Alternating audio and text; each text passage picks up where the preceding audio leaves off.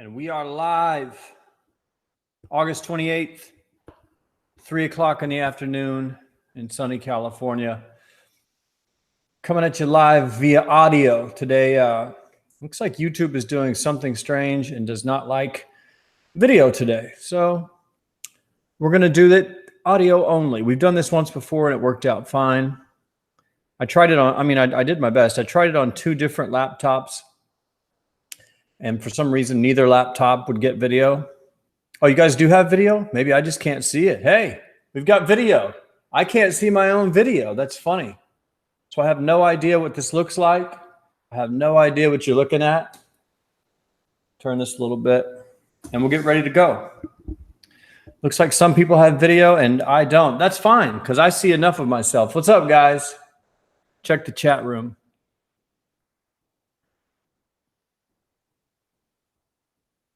Water cheers from McNeil. Wow, we got a full room. We got McNeil, Tessa, LDS Prepper, that guy, Break Free, Kid Diamond, Mr. Sevenify.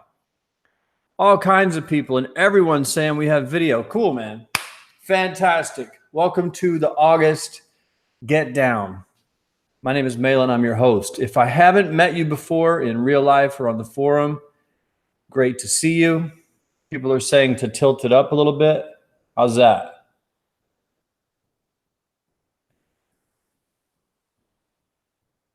Yeah, it's very strange. Very strange that I can't see it. But whatever. Yeah, it's weird, man. August. Oh, there we go. Get down. Okay, now I can see it with a delay. Works for me. Perfect, man. Yeah, so it's just like running campaigns. There's always something, little bumps in the road that you run into, but you just keep going and you make it happen, and it is what it is. After 10 years in the game of doing affiliate marketing, if nothing else, I've learned a lot of patience and problem solving. So let's get into it. What we usually do is I do a little intro, which we've just done. I'm drinking a Monster. Let's do a Monster cheers to you guys. Pow. Oh yeah, I'm gonna need it. And let's get right into it. What we usually do is a quick little intro just to say hi and welcome everyone. Thank you for being a member. Thank you for interacting in the forum. And just a reminder, if you see new people in the forum, be sure to say hello when they post an introduction thread. Or if someone posts a follow along, let them know that you're behind them. Because I've noticed a few people, when they don't get any feedback, they get really disappointed. Like, why does the forum not care about my follow along?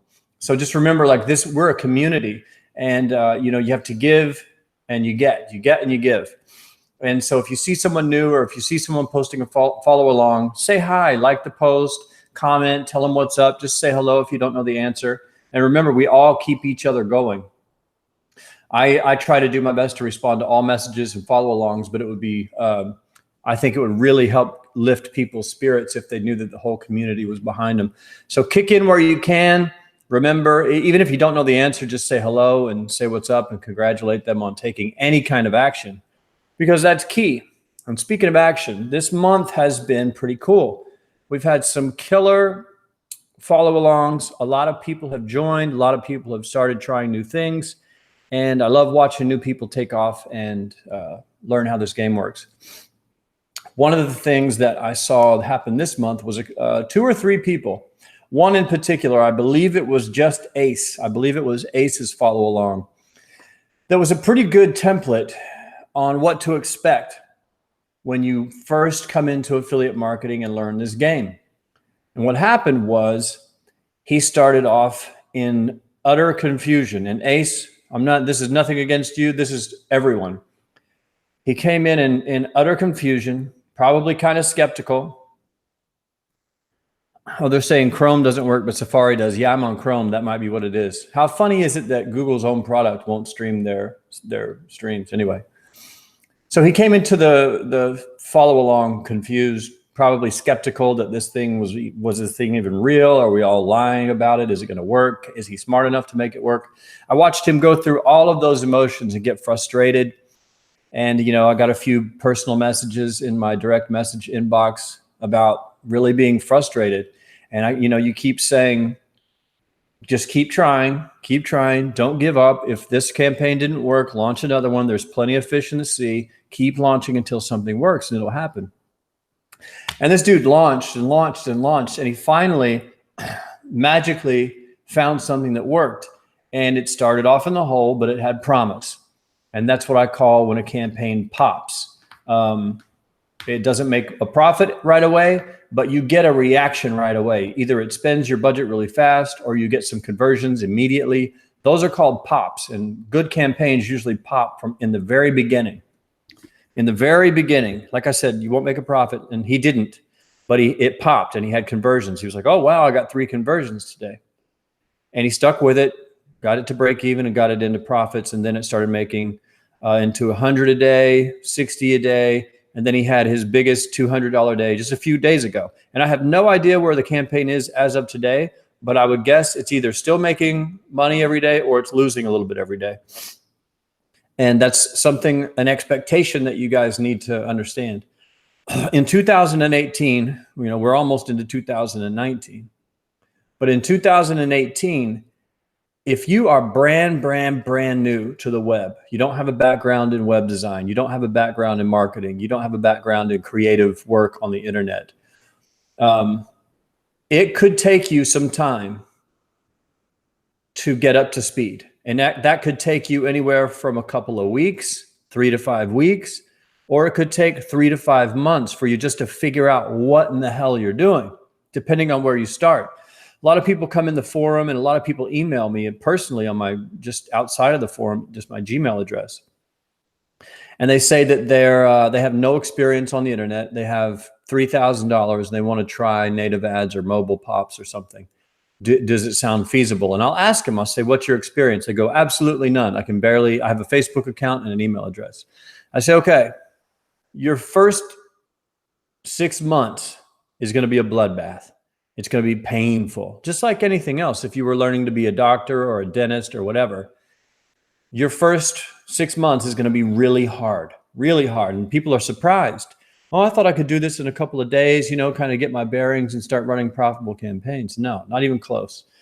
In 2018, you need to expect some time to learn how to play the game, just like anything else. But the problem is a lot of people who sell courses say, if you just buy my course or buy my coaching, in 1 week, you'll be running a campaign. It's just not true.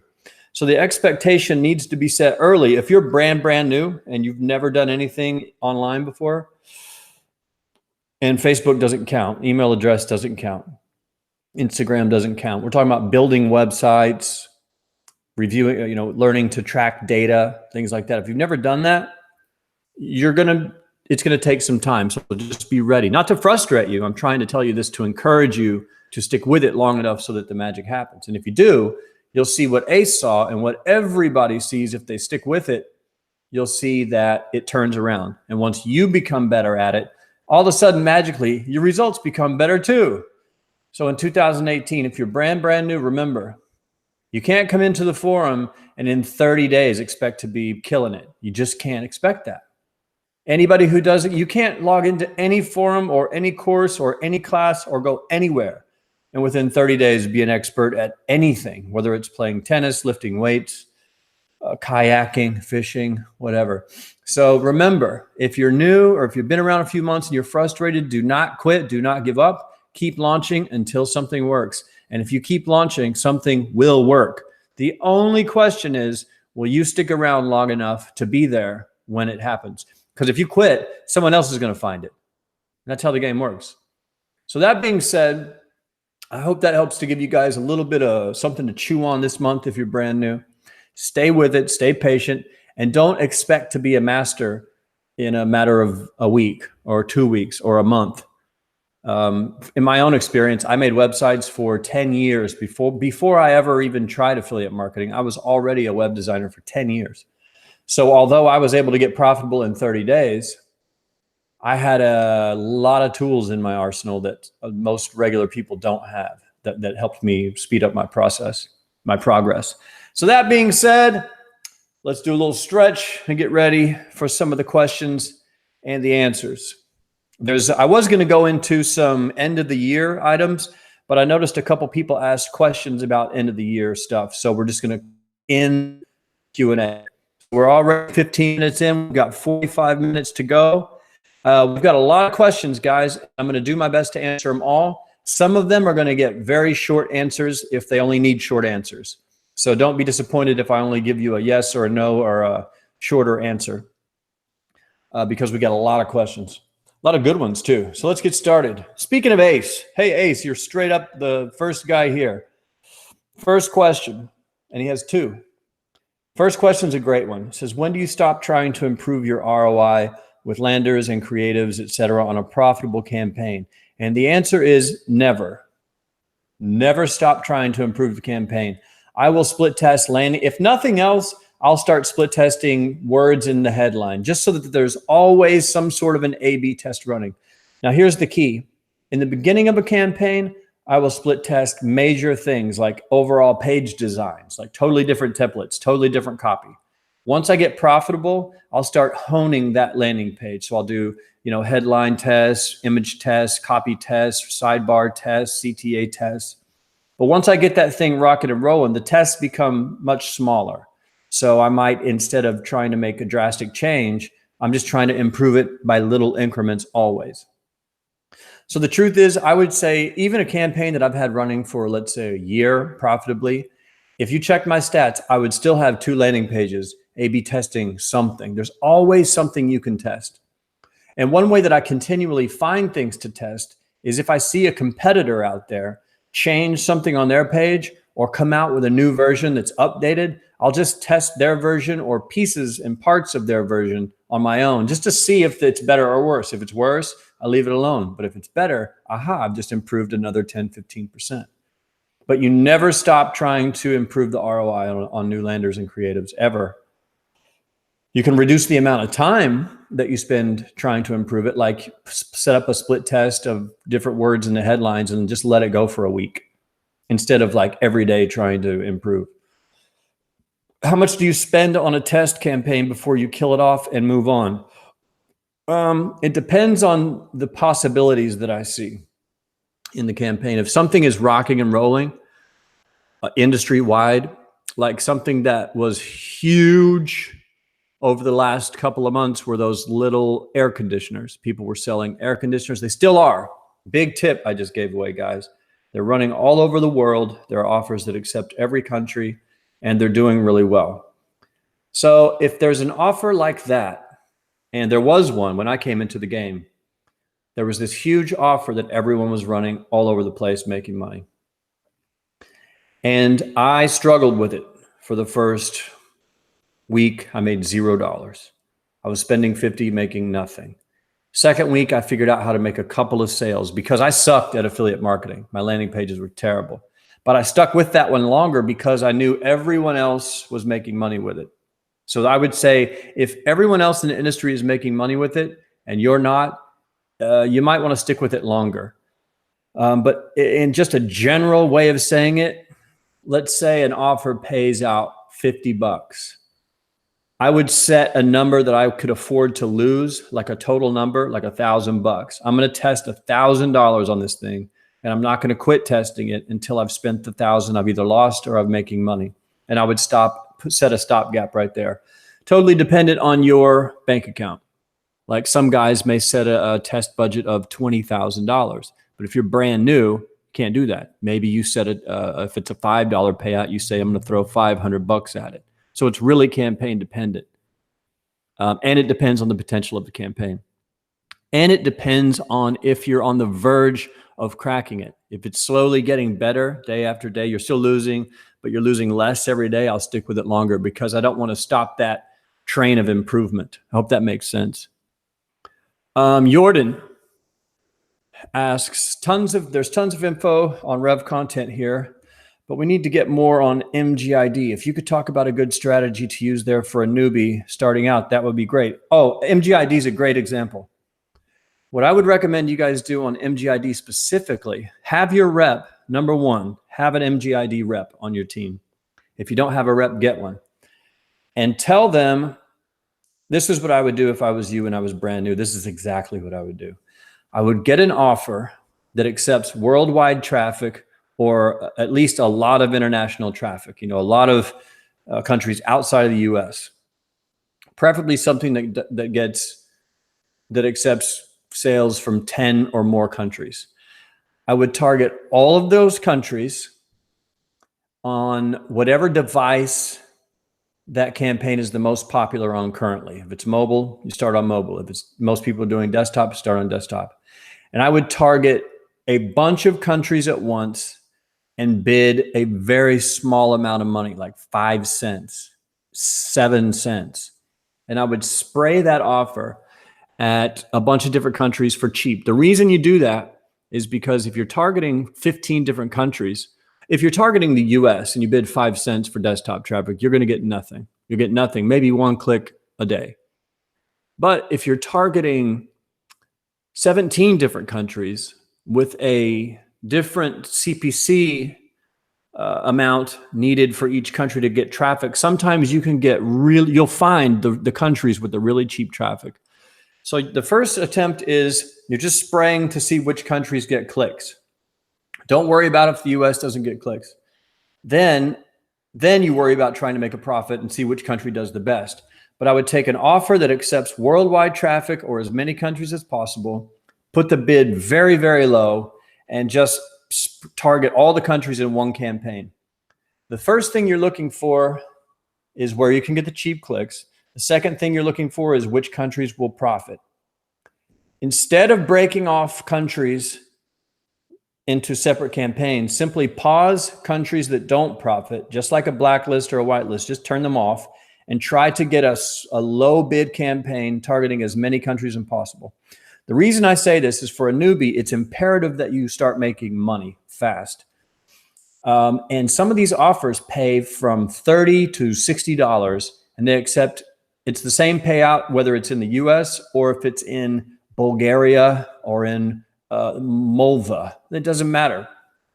What's that island? Island of, I gave an example a few Q&As ago. But the reason is, even if it's not high volume, you can come across these campaigns doing that where you spend $3 a day and make 150. And that's enough money to kind of get the machine rolling to where you have profits. Makes a lot more sense than going out there and bidding $1 a bid, trying to target the US and praying to God you make a profit. So Jordan, I hope that makes sense. If you understand this, we've been talking about it in the forum a little bit. And actually there's a follow along where someone is doing this right now. Doesn't matter the network. You can do this on just about any network with international traffic. Bid as low as possible. Wait, start over. With MGID, get a rep. Tell them what you're going to do. They may tell you not to do it. Tell them you're doing it anyway. Get a rep. Target. Find an offer and a campaign that's popular that accepts traffic from many, many different countries. Bid very, very low and spray the offer to all of those countries in one campaign. This is for MGID. And then simply turn off the countries that don't work. And the goal is to find like 5 to 10 to 15 smaller countries that you can bid pennies on and get paid commissions over $30, $40, $50, $60. I hope that makes sense. Does that make sense? If you do this, you will end up with a campaign that spends very little, but makes a super, super high ROI. And like I said in the beginning, that's more important, I think, for a newbie than running a giant campaign bidding high and competing against people in the US. Because you could literally end up spending $5 a day and making 100 or 200 a day. That way you can build your bankroll and it makes the whole thing more fun. So I challenge anybody who sees this to do this on whatever network. I'm recommending MGID. But if you're already set up and running somewhere else, you can try it there too. The key is to find an offer that accepts worldwide traffic or as many countries as possible. Make sure it's profitable and being run by other people. And then just use those similar landers and ads and try to look for the cheap traffics in the smaller countries. And you'll be surprised what happens. I've run campaigns like this since not the first year, 2008 to 2010 was mainly gigantic campaigns in the US. Then I started experimenting with the really super low bids in about 2011 or 12. And it's been a sneaky way to add a few $100 a day to the overall profit ever since. Really low maintenance. All you do is log in every few days and see if there's a country that you need to pause. If so, pause it. If not, leave it alone. So I hope that helps. That's what I would do, Jordan, if I was a brand new person getting started on MGID. Take a little monster break. That's the key. All right, next up, David. What's up, David? New member. Let's see what you got.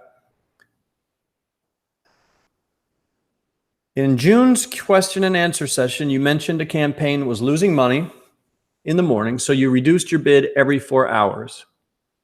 I don't remember saying that specifically, but I'll take your word.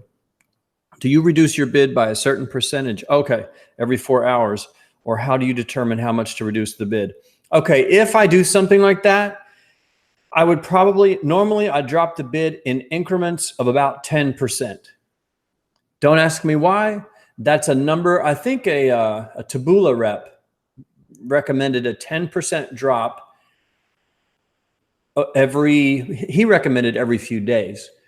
And it just stuck with me. So if I start the campaign bidding at $1 and it's losing money, the next bid that I put in would probably be 80 cents. And then it would be 70, and then it would be 60. And I would just drop about 10% each time. Not exactly 10%, but you get the idea. It's not a hard and fast rule. That's just a general recommendation. If you're running a multiple target campaign, are you reducing the bid per target or for all targets? It depends on the campaign, really. Let's say, let me read this again. If you're running a multiple target campaign, in the beginning, I would reduce it all together because the first goal is to get the entire campaign profitable. Later, I might individually drop targets to get them more profitable. That's the best answer I can give you on that right now. Question 2. When testing a new campaign at $100 a day, how many visits from the traffic source do you allow with no clicks? There's no rule for that. Or do you pause by any number of clicks spent? No. The only rules I use for that is I use an automated tool called, what's it called? Now I'm blanking. Driveads.co. There's another one called the Optimizer. And with Drive, I believe my rule there is I don't have a click rule. I used to try to catch widget IDs that sent clicks but didn't get click-throughs, but I don't do that anymore. I'll usually do one time the offer payout. If no revenue, pause it. Then I'll do 3 times the offer payout. If no profit, pause it. Those are my rules. Everything else, I don't worry about. And the reason, you're probably thinking, but I don't want to lose money on these widgets that don't get click-throughs. Keep your daily budget low enough that you can afford to lose it without going bankrupt. So I would set the campaign for $100 a day, which is an amount of money I could afford to lose, even if it loses the whole thing. And I would leave it alone until a widget ID hit one-time offer payout with no sales, then I'd pause it, or 3 times the offer payout with no ROI, and I would no profit, and I would pause it. Everything else, I don't care about.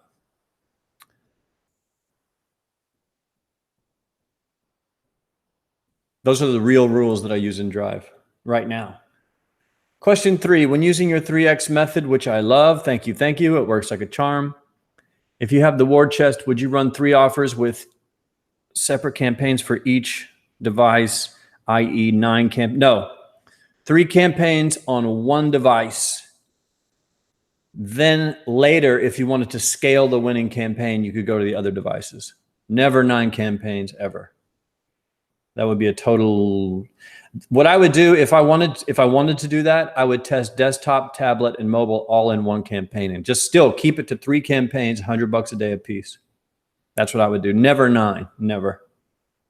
Just too much to keep up with, to tell you the truth. Next question's from Echelon. He wants to know, do successful native campaigns differ in terms of earning potential or can you expect approximately the same amount? No, every campaign is completely on its own. ROI can be anywhere from 1% to 500%. It just depends on the campaign, the click costs, and the payouts. How long do your profitable native campaigns last on average? Well, that's a funny question because I have a few running that, I kid you not, have been running for 2 years. They're not super high volume, but some of them, they've been running for 2 years.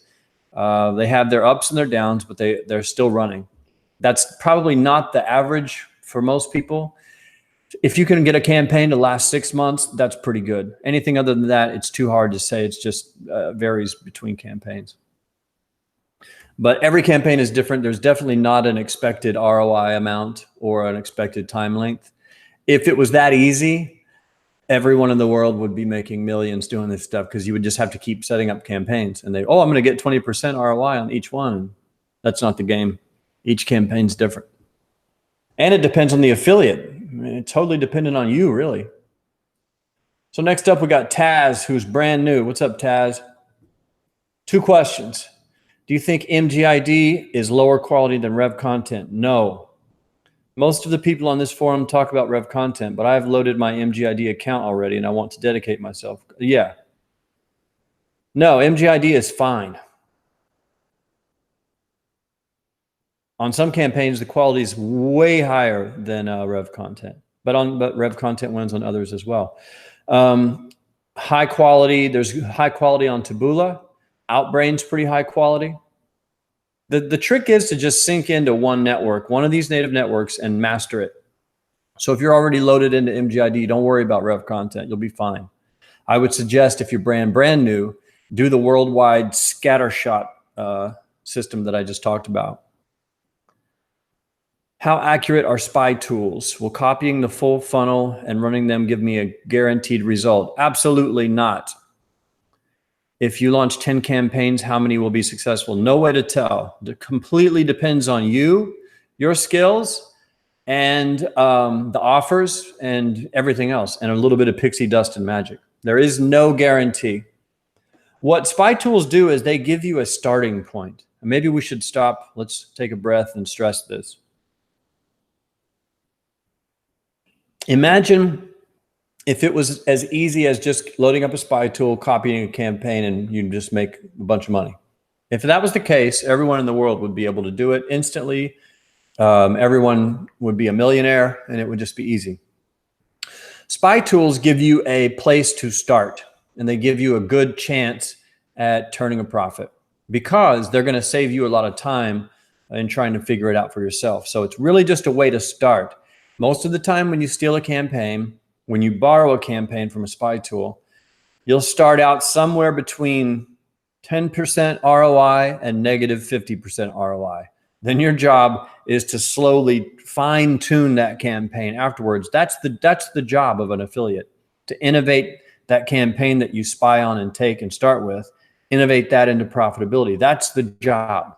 Spying and launching campaigns is not the job. The job is spying, launching, and then optimizing the campaign into profits. That third step is what we do. Any monkey with a computer could upload a campaign, create some ads, and launch the campaign. That takes no skill. The skill is in turning a campaign that's breaking even or losing money into a profitable campaign. That's the skill you need to build. Uploading campaigns is the first skill you need. It's like the manual labor aspect.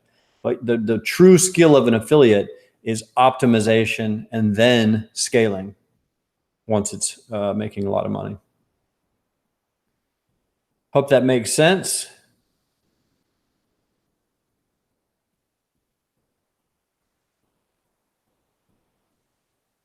Okay, another question from Jordan's. I had to read it because it's 3 paragraphs long, and I wanted to make sure, I don't want to read that to the group. But what he's asking is it better to run a test over 3 or 4 days, or should you spend the same amount of money in a single day and get the same data?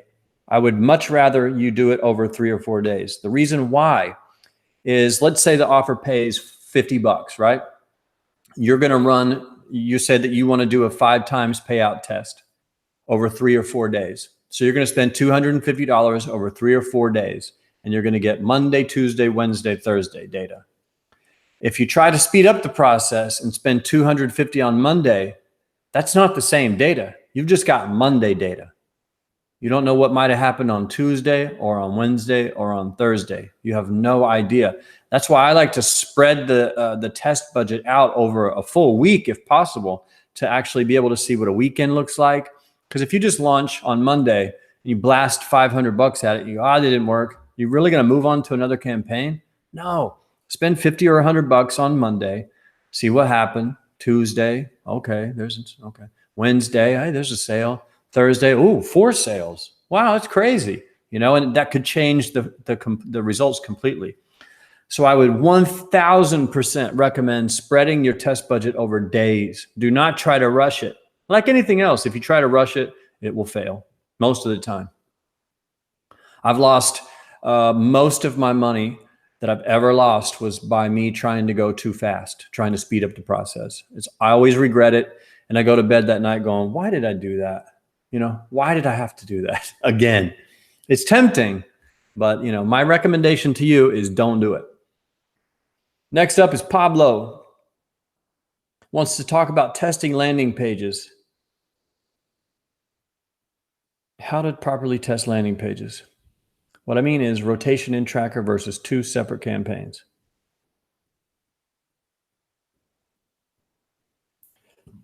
Okay, I'm confused by your question, and I think that's going to help me answer it. Sounds like you're testing lots of campaigns using the same landing pages. So what I would tell you to do is stop doing that. You want to, in the beginning, if you're looking for a profitable campaign and you set up, let's say you set up 3 campaigns. Okay. Run them all to the same landing pages and as fast as possible get down to 1 campaign. You don't want to be testing 5 different campaigns to 2 different landing pages, especially not in the beginning. But I really don't understand your question. Currently, I use rotation in Thrive Tracker, and thanks to that, I send 50-50. I tried on the beginning with single campaigns, and it was hard because I couldn't send enough equal. Oh, yeah.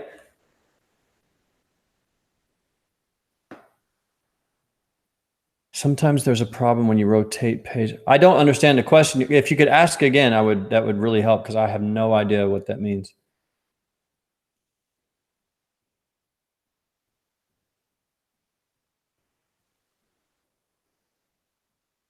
I don't have any tricks to get cheaper clicks.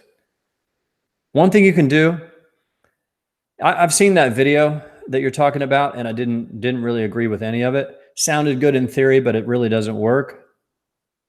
One thing that I do with my campaign sometimes, maybe this will help you, is I'll spike the bid at some point during the day. Like let's say it's running throughout the day, it's spending $30 an hour. If I want to juice it up a little bit, I'll spike the bid, maybe double it for 30 minutes, then turn it back down. Sometimes the campaign will pick up and get into a better spot, catch a better CTR, and it'll run a little better for me. But I hope that maybe that'll give you some help there.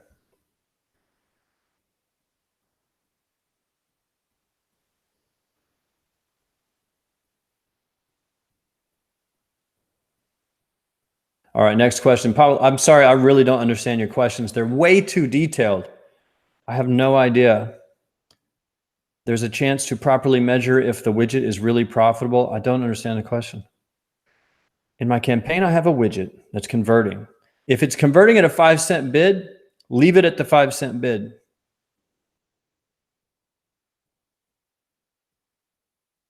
Yeah, I don't understand the question. It is confusing. Sorry. Next is Saban. Couple of questions. Number 1, is cutting anything after 1x payout a good strategy when trying to break even as fast as possible on a small budget? Yeah. Like I said, on my rules, it's if no revenue after 1-time offer payout, pause it. If no profit after 3 times, pause it. Number 2, when it comes to a pre-lander split test, based on your experience, is there a minimum CTR you're looking for? No, it's totally campaign dependent. For example, some campaigns, they just get a 2% landing page CTR. That's just what they get. In other verticals, it could be 75%. click-through rate. So it's totally dependent on the vertical. Don't ask me why. It's just something I've noticed over the years. The third question is, a widget is converting consistently and taking most of the budget. It's at negative 50%. Do you blacklist it? Yes, that's a terrible widget. If it's spending most of your budget and losing half of your budget, it's terrible. You don't want it. Let's see what's up. Next question, Mr. Boss. What's happening, man? Haven't seen you in a while. Wants to know how I'm prepping for the fourth quarter. Are you doing more of the same, more retail products or something different? Okay, let's talk about leading into the fourth quarter. This is something I wanted to get into. This is a really good time, guys, because the end of the year is kind of a buildup for Christmas, New Year's, and all these kinds of things, right? And right now, one of the biggest trends in the industry are gadgets, e-commerce gadgets. I mentioned the things like air conditioners. I've heard they're going to come out with heaters for winter, but there are also other stuff like flashlights. There was like a blow-up chair that was really popular. Don't ask me why. Gadgets, all these little e-commerce things you see, flashlights, things like that. At the end of last year, it was the same thing. And at the end of last year, I told everyone to start setting up top 10 gadget lists, top 10 Christmas gift ideas, top 10 helpful gadgets for the new year lists. Some people did, most people didn't. It was the biggest trend probably for the whole year. It was a huge mad rush for the end of the year because, you know, everyone's online looking for Christmas gifts, and you're going to have an ad that shows a cool looking gadget and it says the 10 best Christmas gift gadgets under $50. And you're going to have 10 different e-commerce products that affiliate agencies have, affiliate networks have, and you're going to list them all there, give a quick review and links to the products.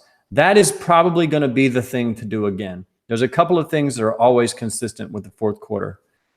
Used to be just health, meaning, you know, anything that'll improve your body, muscles, weight loss, skincare, looking younger, looking whatever. That's huge at the end of the year because of the New Year's resolutions. Getting in shape, working out, all those programs explode. That used to be the really, really big thing. Now the second really, really big thing is these gadgets. The top 10 Christmas gifts under $50. If you take the time now and set up a landing page that reviews 5 to 10 gadgets, Christmas gifts, you could do this around Father's Day gifts, Mother's Day gifts, Easter gadgets, anything you wanted to do, you could do it with. You'll do well. You're gonna see them start popping up in October, September and October. The early birds are gonna hit it in September. That's what I would recommend. That way you can have it worked out so that when November hits and traffic starts to pick up for these things, you'll be ready. And then when December comes, it's going to be a free for all. That's what I would do for sure. That's what I will be doing. And I recommend you do the same. So that's how I'm prepping for the fourth quarter. I'm really going to get into these e-commerce products, and I suggest you guys do the same. A lot of them accept worldwide traffic too. They're shipping these things all over the world. So it's a really fun vertical to get in. If you haven't tried e-commerce gadgets, jump on a spy tool, look at the most popular offers running, and you're going to see like cool looking little lights, cool looking little ACs, cool looking little, there's everything. Cups. What's another one? USB photo sticks that you put in your phone to back up your photos. These things are blowing up huge right now, and they're only going to get bigger through the rest of the year.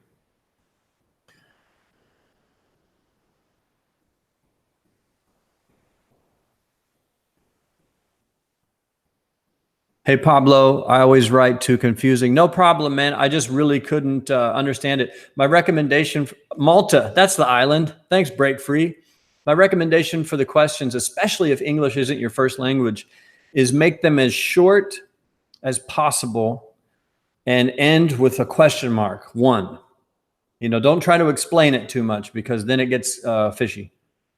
And I'll do my best to translate it. So checking the chat room, everyone's saying what's up.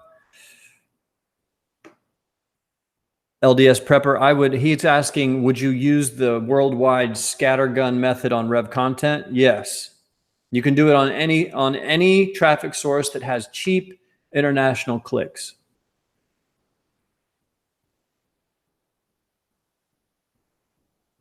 Lamani Kaya, would you still test with the 3 offer rule always? So I would set up 3 campaigns, spray them at countries, see which campaign did the best, and then I would try to figure out which countries do the best. Try it, man. I'm telling you guys, you'll be surprised. It won't spend a lot of money a day, but it will make, if it works, it'll make a killer ROI for you. So moving along to the next question is from David. It says his bid is 70 cents and the average cost per click is 26. Excellent. And average position is number 1. Excellent. Should I lower my bid? If yes, how low? Day 1, it was making 83% ROI. Okay, you are profitable at 70 cents bid. Leave it alone. Nothing to do there. Just leave it alone. If that 26 starts to creep up into 30 or 40 and you start losing money, then you can start to lower your bid. What I like to do is the system is showing 26 cents CPC actual cost. That's a good idea of where you need to bid in order to be number 1. So if I was going to drop my bid, if it starts raising and you get to where you're losing money, I would remember 26. That's probably the area you're going to need to bid. Not 26, but maybe 36, 40, and see if you can keep that bid down at 26. But right now, if it continues to make 84% ROI, do not change it because you will only break it. Since the campaign is spending all of the budget in 9 hours, should I add another 100 to my daily budget and start up the campaign again at 7 p.m. so I can test? That sounds too complicated. What I would do is if you're still doing 83% ROI and you're spending $100 in 9 hours, I wouldn't worry about the timing. I would just simply increase the overall budget to 150 or 200 and let it go again and see what happens. If it spends the 200 in 9 hours and it continues to do 84% ROI, you'll be making twice as much profit as you were before. That is exactly what I would do. I wouldn't worry about trying to time it and launch it at night and try to launch a different spend at whatever. The goal would be to, if it continues to profit at 200 a day now, you would double it to go to 300 or 400. And at some point, you're going to get to a high enough daily budget that it won't spend it all in 9 hours. It'll spread it out through the rest of the night. That's what I would do. That's my recommendation. Great question, though. And I mean, let's take a minute and congratulate David, who just launched his first new campaign, and it's already doing 84% ROI. I saw your follow along, and it looked awesome. I actually posted some feedback today. So that's very good. David was really honest and had told us about his experience in the game, and he came in hungry, spent tons of money, lost tons of money, and then came limping into Mad Society. I believe this was David. Came limping in to try to do a smarter approach, and he is. You're doing great, man. And I see you have a guitar headstock in your profile photo, so I wonder if you play guitar. If so, that's awesome. Anyway, that's what I would do. If it continues to make 84% profit over the next 2 or 3 days, go to 150 a day. If that works, go to 200. If that works, go to 300, 400, all that. Next up is George. What's up, man? Maybe Jorge, George, I don't know. But he says he's got 2 questions. Can you provide us with a template or an example of a successful campaign you ran on MGID where you had them create and optimize the campaign for you? Can you provide us with a template or an example? No, because the campaign that I ran with that's probably an outdated campaign now that would not work for you. I chose the campaign the same way that I always choose the campaigns, by looking in spy tools, talking to affiliate managers, and talking to MGID reps. The instructions that I gave to them were very specific. And I posted this. I already wrote it out to you in your follow along. And I'll repeat some of it here quickly because we only have 11 minutes left. You have to be very detailed with them because you have to remember that their job is to spend your money. They could care less if you make any back. Your job is to have them spend your money and make a profit. So you have to tell them a real CPA goal. And you have to tell them that if they can't hit that CPA goal within X amount of days, their spending is going to stop. If you frame it that way, they'll start off way slower. But if you just tell them, just spend $100 a day, they'll just spend, and go, I don't know, we're trying our best. So I give them very specific instructions. I also give them example creatives because they will make your banner ads for you, but you have to give them examples to start from, or they'll go out and make really terrible banner ads for you. How to know when to cut it off is the same as always. I set a number that I'm willing to lose testing the campaign. And when I hit that number, I will then reassess things and say, what does it look like? Am I improving? Does it look like it's going to turn around? If so, I'll keep going. If not, I'll move on. And the second part of your question, I mentioned in a Q&A that I have 16 ways to optimize a campaign. Again, I didn't mean that I have exactly 16 ways to optimize a campaign and I have a list that is exactly 16. All I was saying was I have a lot of ways to optimize a campaign. And I can post a list for you guys in the forum, but they're going to be things that you probably, well, you might not know them. But it's things like payout bumps. That's a way to optimize a campaign people forget about. You can improve your optimization on a campaign is simply about raising the ROI, improving the ROI. You can do that by getting a higher payout. So yeah, I can put together a list of a few of those guys for you, but I didn't mean there were literally exactly 16 ways. I think you guys have read too many Ty Lopez blog posts that say 16 steps to success or whatever, but I will think more about it and type it out and give you some off the wall ideas, a few that you probably already know and a few that you might not know. And Ace confirms, he says, yeah, man, that would be great for the next Mad Letter. Yeah, off the top of my head, it's harder to come up with. I forget exactly what I said in that Q&A as well, but there's so many ways to do it. There's so many ways to do it. You can turn off devices that aren't working. You can turn off cities. Here's something that a lot of people don't get into, not cities, but states. A lot of people will run a US campaign to all of the US and never look at which states are converting. And in some verticals, like in, let's say, an auto insurance vertical, some states don't allow you to do an auto insurance offer. So you can spend $1 million in that state and you will make $0 back because it won't, the offer won't even work in that state. And until you go in and review your state stats, you'll never know that. So if you're running a campaign in whatever country, go to the state level in Volume or BMob or whatever you're using, Thrive Tracker, and see if there's a state you can eliminate. You can look at things like gender. Are males buying more than females? You can look at the age demographics. Usually, like a lot of offers under 18, they don't convert at all. Under 25, they don't convert at all. And sometimes I've found people over 65 and above have been the majority of the ROI on my campaign. And I'll simply turn off all the other ages and only advertise to people 65 and above. So there's a million different, and see, now I'm saying a million. Last time I just picked a number 16. But there's a lot of ways you can optimize a campaign that people don't ever even try. They just run traffic and optimize widgets, and that's it. If that's what you're doing, stop, listen. You have a lot of frames, a lot of breakdowns in your tracker. That's what trackers are for. They're not just for reading widget reports. You can see the operating systems.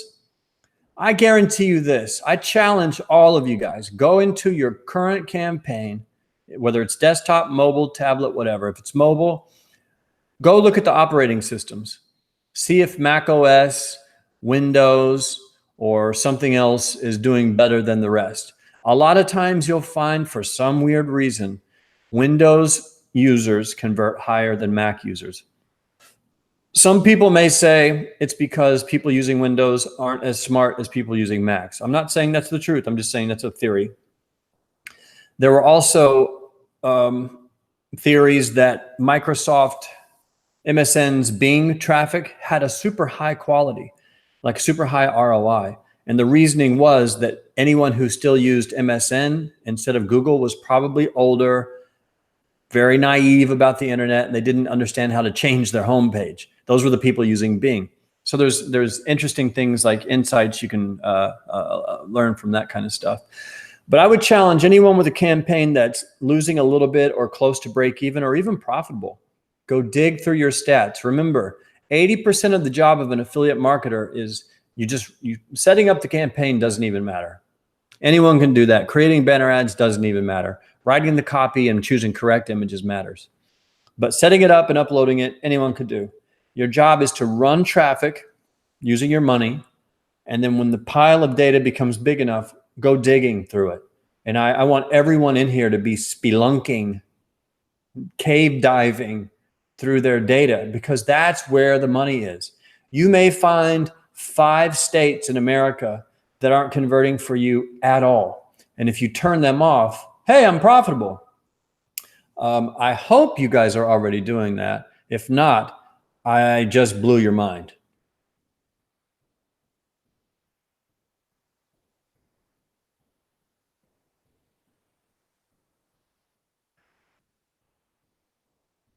So that would be a challenge. I challenge everyone to do that. That would be awesome. Sometimes I even forget to do it on my own campaigns, and I'll start digging through the data and go, wait a minute, Mac OS isn't converting me at all. And I'm spending $1,000 a day per Windows and Mac. So 1,000 here, 1,000 there. Here I'm making $800 profit. Here I'm losing 1,000. So the campaign overall is losing. So you turn off OS and all of a sudden you're making $800 a day profit by turning off one button. It's that easy. But that concludes the Q&A session. I hope everyone learned something. Pablo, I'm sorry I couldn't answer your questions better, but I couldn't really make my way through them. Remember, the longer the question is, the more confusing it's going to be. So just if it ends with one question mark, it's probably going to be easier to answer. But I hope you guys all learned something. A couple of people are saying that they updated the thread. We'll try.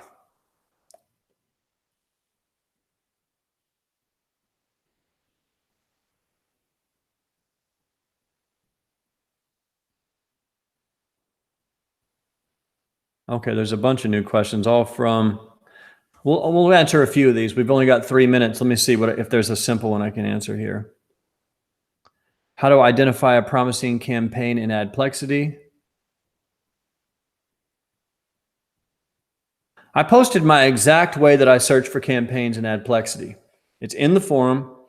I forget exactly where it was posted, but it was something like this.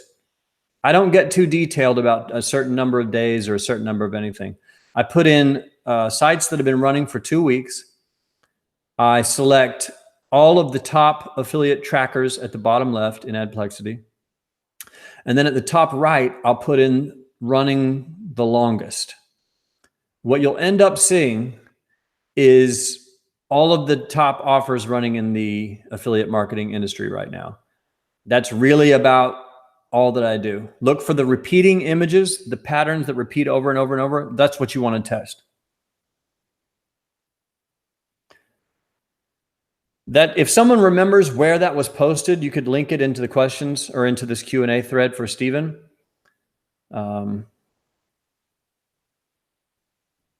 But yeah, that's about as in-depth as I go with it. And then I launch the campaign. If you want to run a campaign on specifically only the widgets you find in Adplexity, you can do that, but be prepared to have no traffic or maybe 1 click a day. I don't really do that.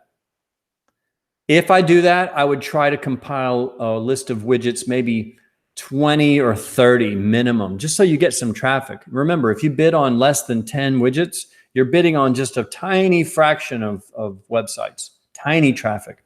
You can do it and you might make a profit, but you will have no volume.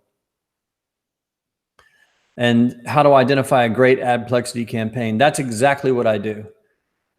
Campaigns have been running for 10 to 14 days. I select all of the most well-known affiliate marketing trackers, and then I select running the longest, or you can do got the most traffic, either one. And what you'll look for then is repeating images. You'll start to see the same image everywhere in patterns. That's the campaign you want to run. You can click on it. You can download those images, click on it. You can get the landing page. You can see the stats, the network they're running on, and all that, and then attempt to launch. But you want to verify it with the affiliate manager that it's actually working and running currently. And it's hit and miss. Like, you may launch 10 campaigns and not find a winner, but don't give up. That's why I launch 3 at a time. You may launch 3 and nothing, 3 and nothing, 3 and nothing, and then you're ready to quit. Then you launch 3 more, and one of them just goes boom, and you spend 100 and it makes 300 profit. You go, oh my God, and there it is. So be stubborn with it. Don't give up too soon.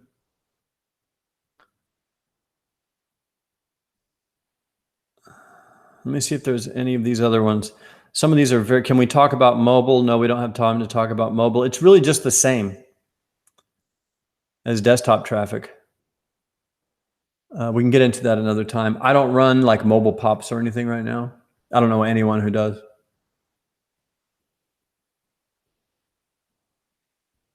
How to run offers in different languages you don't speak. The only thing you can do is download landing pages and ads that are currently running and just hope for the best. If you want to get fancy, you can have English landing pages translated using just Google translate a website, and you'll find one of the most popular is 1 Hour Translation. They're used by a lot of affiliates, and you can translate your English web pages to whatever language it is and launch. But don't ever use Google Translate. Don't ever use that. It never gets it right, and it's terrible. Sometimes I'll see people, I would guess that they live in another country and speak Chinese, but they're running a campaign in English in America, and you can tell by the translation that they did it on Google Translate, because it makes no sense. And sometimes a bad translation will still make money. Sometimes it doesn't matter. But that would be my recommendation, is to borrow other people's translated pages or use a service like 1 Hour Translation.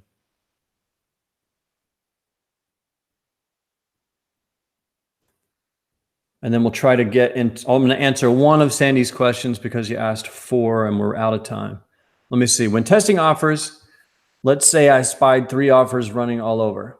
I test the 3, and after 3 days, all of them have a negative ROI. What would be the next best parameter to choose which of these to continue testing? Whichever one has the least negative ROI. And on number 2, would you run on Rev Content a target or brand campaign? 100% target.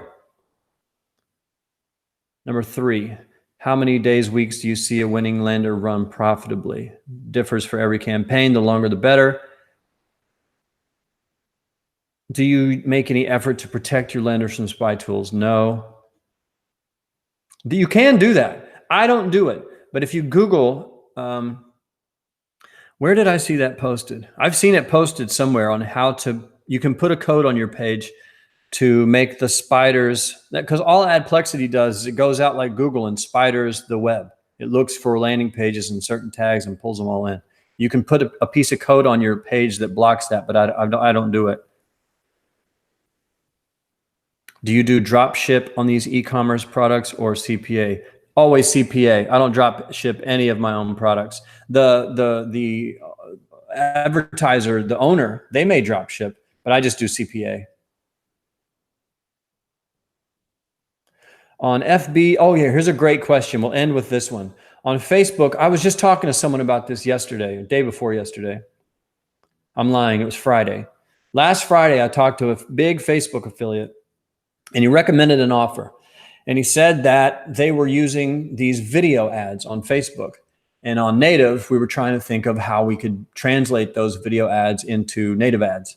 And one of the things we came up with was just using a static image for the ad, and then on the landing page, just use the exact same Facebook short video, if you can get a hold of it, and put that video on your landing page. So instead of them seeing the video as the ad on Facebook, they would click the native ad, come to the video on your landing page, and then have a button that said click through to the offer. That's funny because we were just talking about this the other day. That's exactly what I would do. If you can get hold of a video that the advertiser is giving you for free, that'd be fantastic. Or if you know how to make a short video, you could do that and just make that your landing page. So instead of a lot of copy, it would just be a video with a big buy now button or a learn more button or whatever. That's how I would do it. All right. Thanks for your questions. Even those who snuck them in sneakily at the very end. I tried to do the best I can, and we are out of time. But I love talking shop with you guys. Let's see what you guys are saying. LDS Prepper has the best username ever because I grew up a Mormon.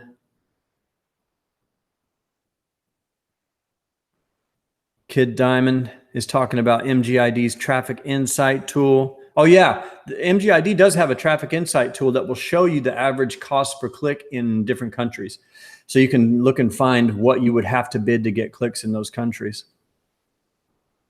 Pablo says, thanks. Great Q&A, especially the part about looking at different things other than widgets. That's my challenge to most of you guys. That's the easiest thing you can do this week to improve your campaigns. I want you to go into the data and think of yourself less of a uploader of ads and a creator of campaigns, and think of yourself as more of a data reviewer, a data scientist. Dig into your information, and you're looking for big problem areas. Like, let's say you've been running a campaign for a month and you're in the US, and you look in your stats and Ohio has never made a conversion for you and it's spent $300. Go into the campaign, block Ohio. You're instantly going to get a better result the next time you run the campaign.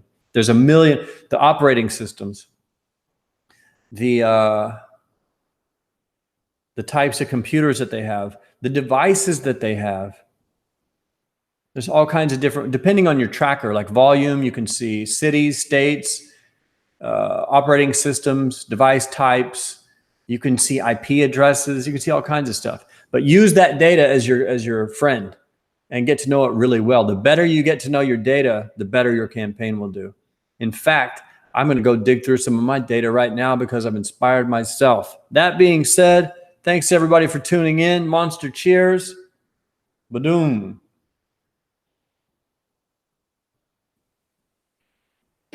This stuff is a blast. If you've got a minute, why choose target over brand? Because that's what I do. I don't know anyone running brand campaigns on Rev Content, and not a single one. The majority of people I know run them. That's why. You guys have a great day. Thanks for tuning in. Any follow-up questions, post them in the thread, and maybe we'll try to get back to them. And if you can help with any of the answers that I gave, or you want to pitch in your point of view, post them in the thread too. I want to hear what you guys have to say. If you have a different answer for someone's question, or if you have an idea that you had during this Q&A session, post it in there, and let's keep the ideas flowing. That's what these are for. We do them every month. And by getting together like this and sharing all of our ideas, we will all advance faster. And to tell you the truth, some days, like today, I inspire myself with you guys. Now I want to go digging through my data and find some things to turn off. The one caveat before we go, don't get too aggressive at turning things off. Be careful. You're looking for big holes, like a state that's losing 80%, or an operating system that's losing almost everything. And don't make decisions too early. Don't turn things off too early. If you've only spent $100, you're not ready to turn off devices. Wait until you've run the campaign for a week or 2 or 3. Then you'll start to see the bigger holes start to develop, the bigger patterns of negative holes. So don't act too fast, because you can screw up a great campaign if you start turning things off too fast. Anyway, I swear that's it. I'll let you guys go now. I will see you in the forum. Everybody have a great month. And remember, dig through your data. Number 2, scattershot some campaigns around the world and see what happens with cheap clicks and a high payout. You might be surprised. That's it. Everybody have a great day, great rest of the month, and I'll see you in September. And I will see you bright and early in the future. If I can figure out how to turn it off. There we go. See you guys.